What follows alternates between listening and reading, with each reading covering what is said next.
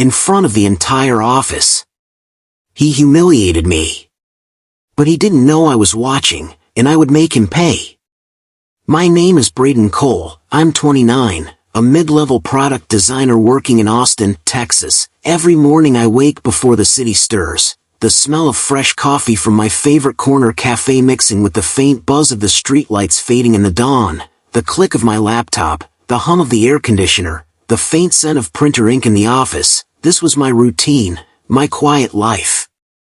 I always prided myself on doing more than my share, late nights tweaking designs, skipping weekends, all to help the company succeed.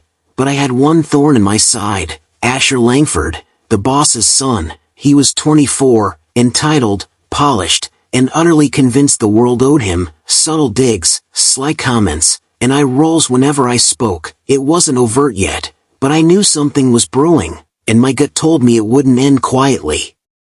Asher wasn't just annoying, he was a master at taking credit for everything. I remember the countless nights I stayed late perfecting presentations, only to have him stroll in the next morning, grin, and present it as if it was all his idea. "Don't worry, Braden," he'd say with that smug smile, "you know I just finalize what you start anyway." I'd sacrificed birthdays, weekends, and personal plans, all while enduring his passive-aggressive guidance. The office seemed to overlook it because, well, he was the boss's kid, but I kept documenting every late night, every sleepless weekend, every credit he stole, my silent rebellion. I could feel it in my chest the day I overheard him mocking me to a colleague, calling me just the background guy. The words stung like acid, and for the first time in years, I realized patience might not be enough. Something had to change, and soon. The breaking point came in a meeting with the CEO and the entire design team. I walked in carrying the final prototype I'd been refining for weeks. Asher swaggered behind me, coffee in hand, exuding confidence. "Honestly," he said with that infuriating smirk, "I just polished what Braden started. You know me, I have the vision."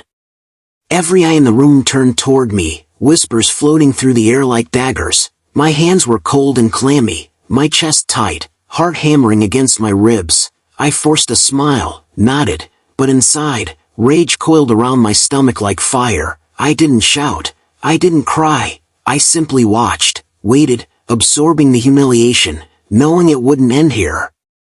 I spent the next days carefully gathering proof, emails, drafts, timestamped files, everything that could show my work in Asher's manipulations. Every click of the keyboard, every careful note I scribbled in my notebook, was part of a plan I'd been silently building for months.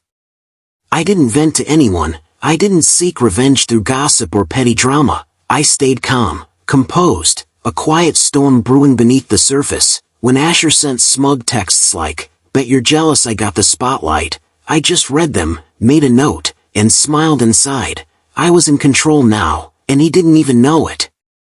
When I finally started presenting evidence, the panic in Asher's voice was immediate. His texts became frantic. "Delete this. Nobody can see it." Phone calls came in at all hours, desperate colleagues whispering, "Braden, what's going on?"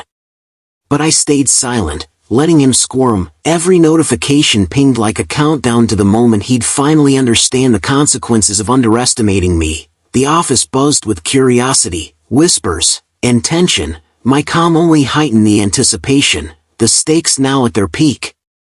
The day of reckoning arrived in the company-wide quarterly meeting. I stood before the CEO and our team, laptop open, presentations queued, one by one. I exposed every manipulation, every stolen idea, every lie. Screens displayed email chains, design iterations, and timestamps.